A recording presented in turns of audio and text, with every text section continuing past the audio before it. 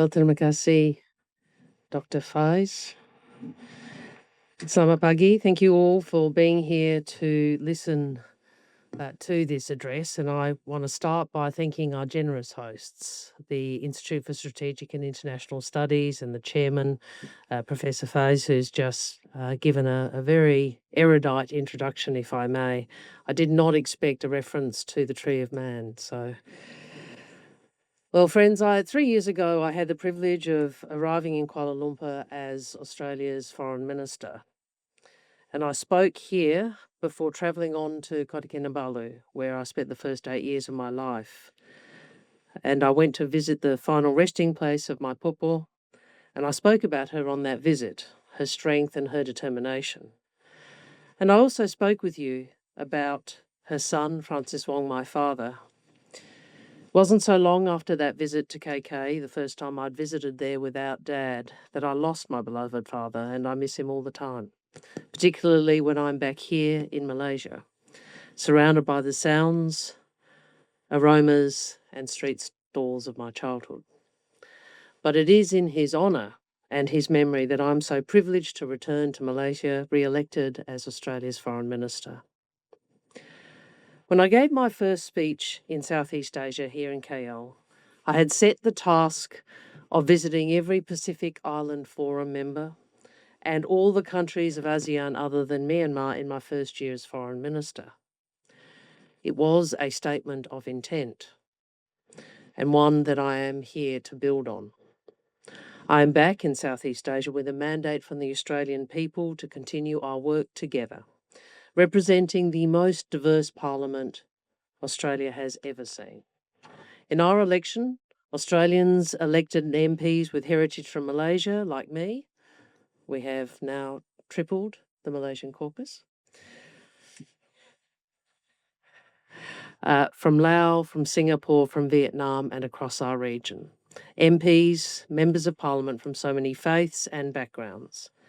Now, I know that Malaysians understand the strength that comes from Australia's new parliament, that to represent a modern multicultural nation, you must reflect that modern multicultural nation. And it is a source of great power, that Australians can see ourselves reflected in the world and the world can see itself reflected in Australia.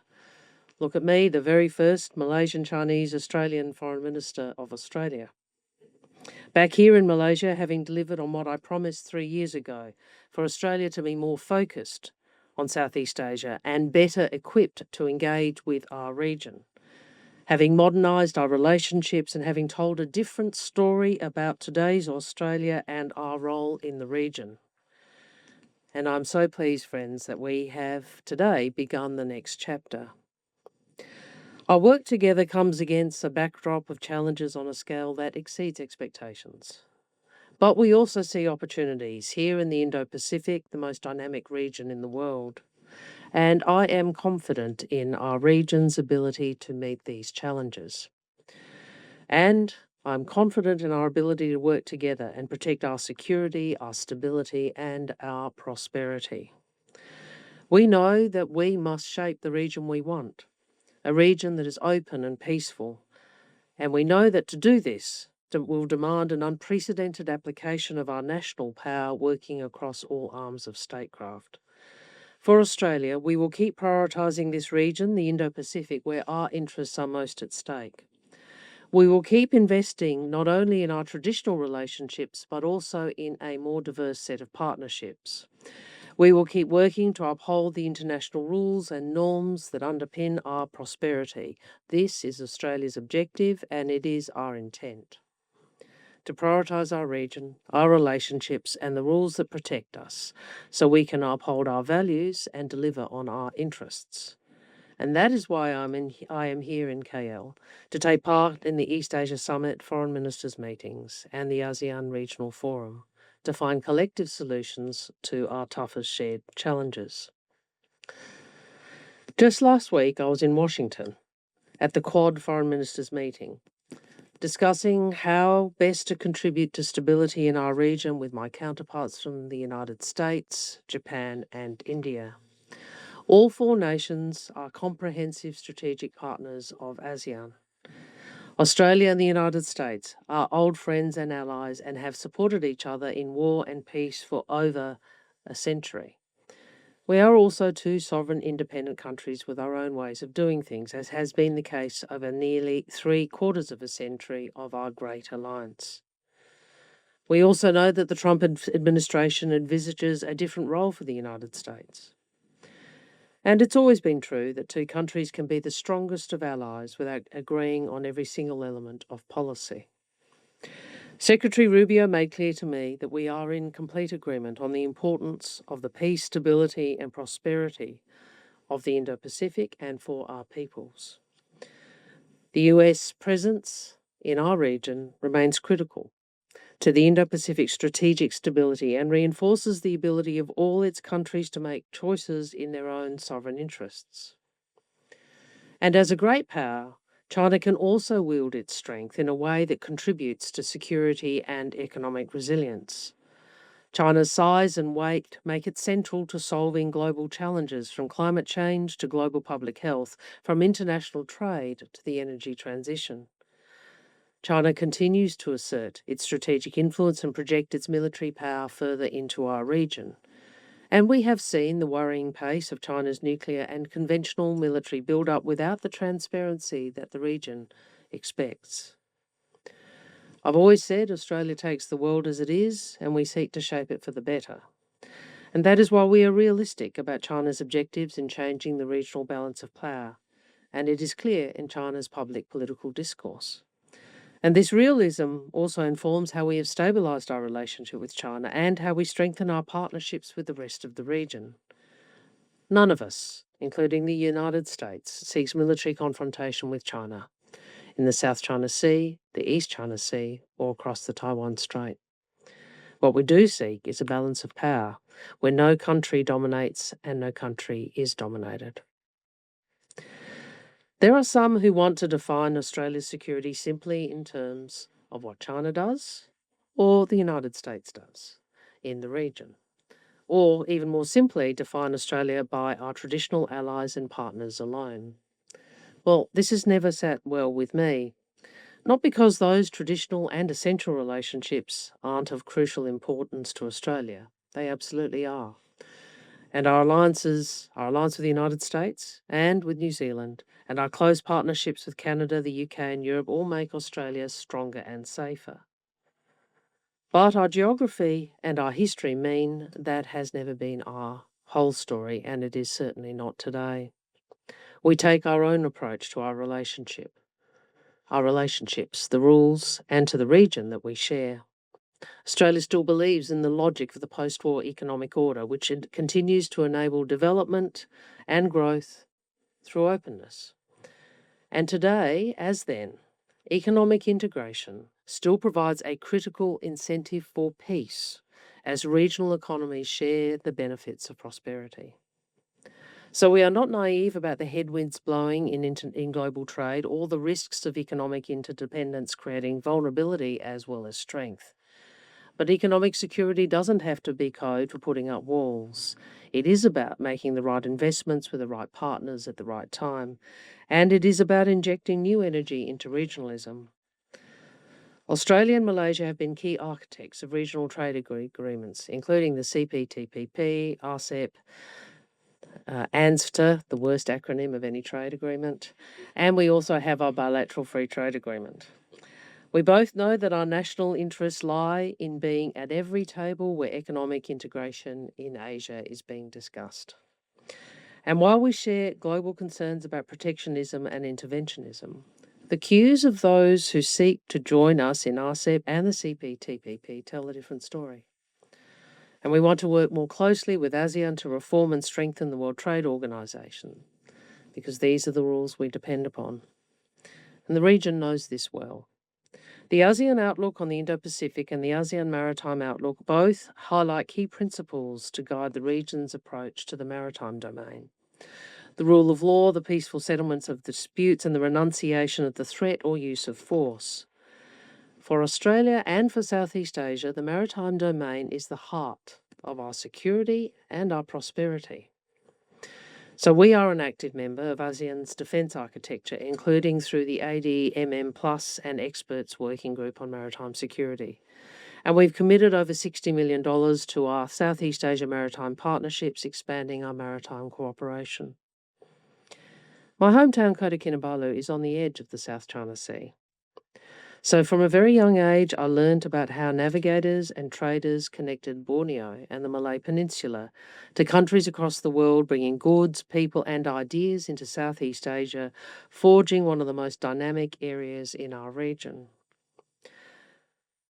But the same outlook is a powerful reminder of the central importance of rules to our region's character. Respect for the law of the sea has never been more important to our shared economic security and to our prosperity. And even as the world order is fundamentally changing, and because it is changing, Australia stands for rules and institutions.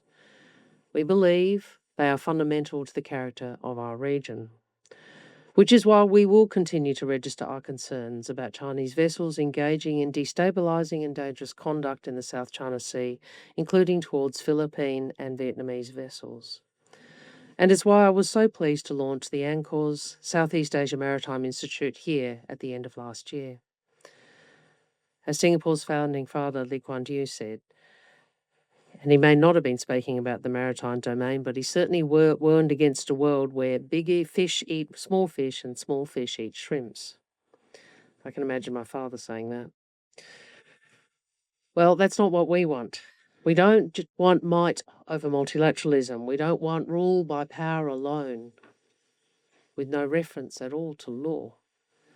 Forcing outcomes by economic coercion or military muscle rather than on the level playing field that we are building together. And for a country like Australia, we know we are made stronger by what we do together.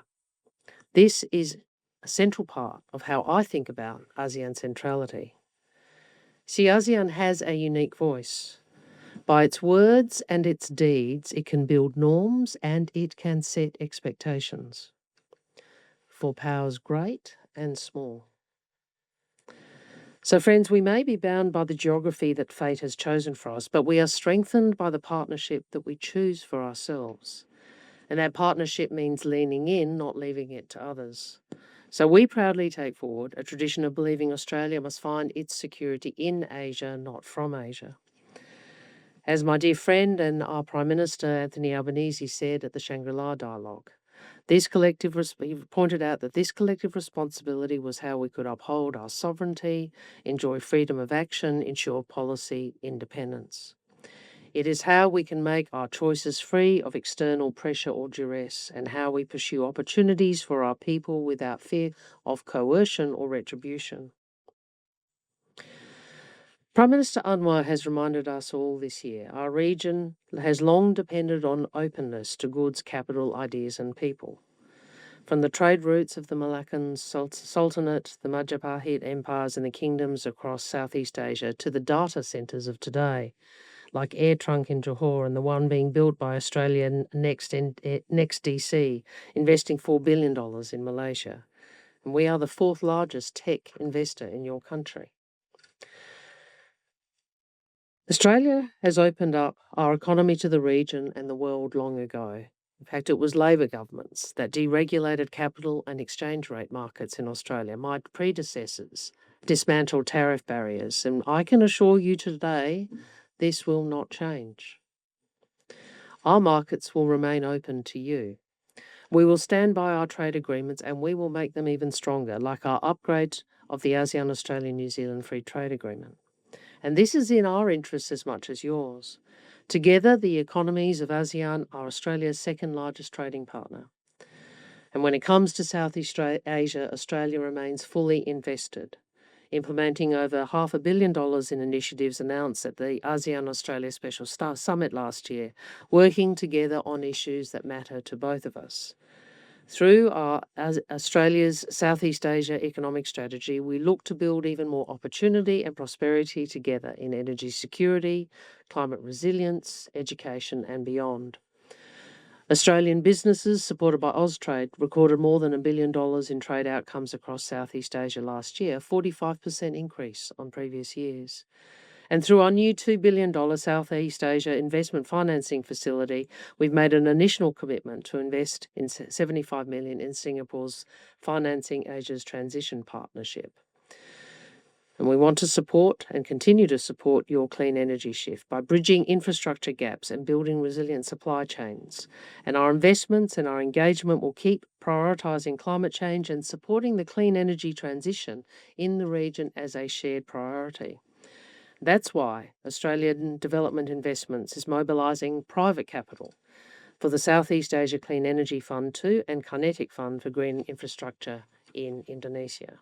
And it is why our energy package with ASEAN is backing in the ASEAN power grid to enable cross-border power trading and enhance energy security and affordability.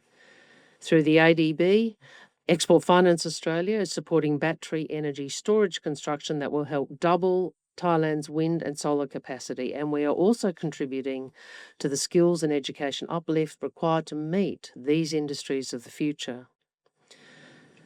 The picture has changed so much since my father, a young Malaysian man, came to Australia on a Colombo Plan scholarship to study architecture at the University of Adelaide. And over the last 20 years, some 700,000 students from Southeast Asia have benefited from a world-class education in Australia. And Southeast Asia now accounts for around 1/5 of all international students studying in our country. So these are the ways in which Australia is listening to what matters to ASEAN and delivering on shared priorities.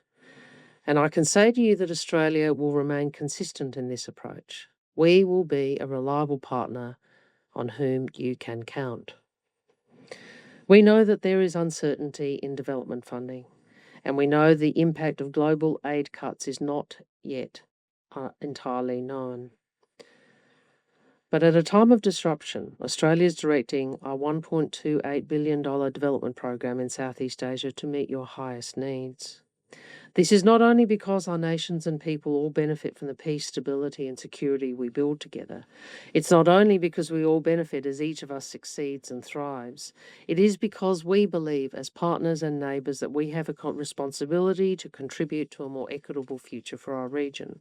And it is a responsibility that our government will not abandon. We now dedicate 75 cents of every Australian development dollar to our region, the Indo-Pacific. And our response to others reducing their funding has been to pivot and reprioritise, ensuring we respond to the most acute needs.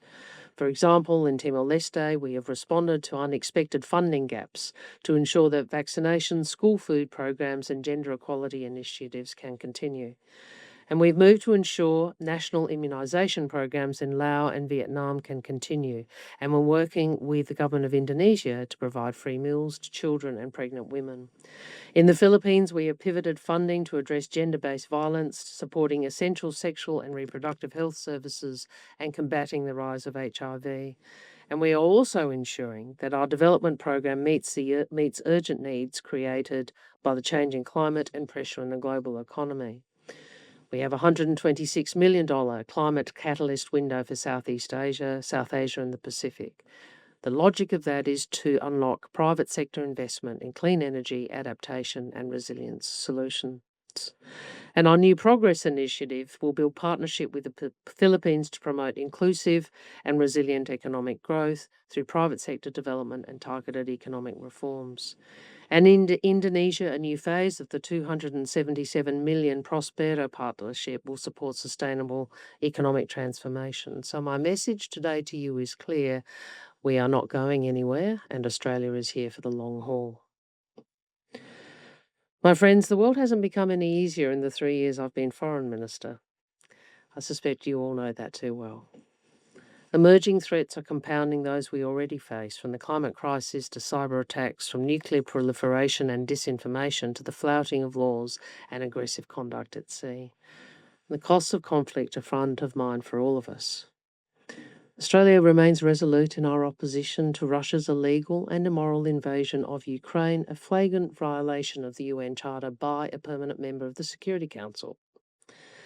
And the ongoing violence and devastating earthquake in Myanmar has only made the protracted crisis more acute for the Rohingya and the people of Myanmar. Since 2017, Australia has committed $1.26 billion in humanitarian assistance for the Rohingyas, their host community in Bangladesh, and for the people of Myanmar. It's our single biggest humanitarian spend. In Myanmar, we sent 100 pallets of humanitarian supplies following the earthquake, and I announced additional funding to international organisations to provide immediate humanitarian relief. And I can announce that of today, that amount is now increased to over $16 million. We've also committed over $110 million in life-saving assistance for Gaza and for Lebanon. And we reiterate the call of the international community on Israel to let humanitarian assistance flow unhindered to those who need it the most, just as we reiterate our condemnation of Hamas's terrorism and the continued holding of hostages. But as Australia has consistently said, innocent Palestinians cannot pay the price for defeating Hamas. While we welcome progress towards a ceasefire in Gaza, the starvation of children and the ongoing devastation is unacceptable. Last month, I joined partner countries in placing sanctions on 2 Israeli ministers for their role in human rights abuses against Palestinians. Australia has consistently been part of the international call for a ceasefire in Gaza for the upholding of international law, including the protection of civilians, humanitarian access, and the release of hostages. And we remain steadfast that a 2-state solution is the only pathway to secure an enduring peace for Israelis and for Palestinians. And as you would know, in so many conflicts, civilians, journalists, and aid workers are paying the price. And that is why Australia has convened a group of ministers to pursue a new declaration for the protection of humanitarian personnel, and we're pleased that Indonesia is a founding member of this. That declaration will demonstrate the unity of the international community and its commitment to protect aid workers and to channel that commitment into action in Gaza, in Ukraine, in Sudan, and in all current and future conflicts. But I want to turn now to an issue that I'm very passionate about and that I think is of great relevance to our time, and that is conflict prevention. Friends, this region knows too well the cost of conflict and the value of peace. This region knows well the risks inherent in great power competition. And we know that we all must play our part in assuring the peace. You see, this is the insight at the heart of ASEAN, as the Charter declares to maintain and enhance peace, security and stability and further strengthen peace-oriented values in the region. And the ASEAN outlook on the Indo-Pacific reflects the same imperative, that we all have a role in preventing conflict. And as great power competition intensifies, with the rising risk of escalation and miscalculation, the conflict prevention agenda is the conflict prevention project is even more critical. And we can't wait. As Wong, Rory Medcalf and Beck Strating say in their publication on conflict prevention to be released this week, if conflict prevention only becomes a priority when military escalation is plainly imminent, then it will be too late. And I trust the discussion led by Wong and Rory following this speech will be fruitful. Australia also recognises that the turbulence of these times demand that we do both more to reassure and also more to deter. So we work with our friends and partners openly and transparently, so no potential aggressor thinks the pursuit of conflict is worth the risk. How did Prime Minister Anwar put it? We recognise that a measure of deterrence helps keep all parties honest. Australia and Indonesia signed a historic defence cooperation agreement last year, reflecting our shared commitment to supporting regional stability and agreed rules. Here in Malaysia, the 5-power defence arrangements have been a force for stability for decades, with ministers reaffirming their commitment to training together earlier this year. We're working with the United States and the United Kingdom to deliver AUKUS. This is a transparent contribution to collective deterrence. AUKUS partners are working with Japan to improve interoperability with Japan's maritime autonomous systems, and we have signed a peacekeeping partnership arrangement to solidify our support for Vietnam's peacekeeping efforts. Above all, our objective is to prevent conflict preserve peace, and maintain the agency of all countries in our region. Before I finish, I want to say thank you. It's really, it's a true honour, the way I've been welcomed back to Southeast Asia over the last 3 years. Thank you for inviting me into your institutions, into your classrooms, into your hawker centres, and into your businesses. Thank you for making it as easy to order a nasi lemak in Adelaide as a flat white in KL. I'm so lucky to always feel so at home. Look at how far our relationships have come, and look at how far we have come despite all the challenges we face. You understand in the face of many difficulties that countries have an urge to look inwards. It's a natural instinct to retreat in the face of pretty scary, challenging strategic circumstances. But we can make a different choice together, and we must. Australia makes a different choice, and it's not just Australia. President Prabowo said in May, for 5 decades, ASEAN has stood as a pillar of peace, stability and prosperity in Southeast Asia. Let us not always underestimate our strength and our power. I say again, let us not underestimate our strength and our power. This moment in our history is an opportunity for Australia and Southeast Asia to recognise that the stability of our region can only be secured through collective responsibility, that we must build the region we want, not just accept the region we face. And we do this by integrating our economies further.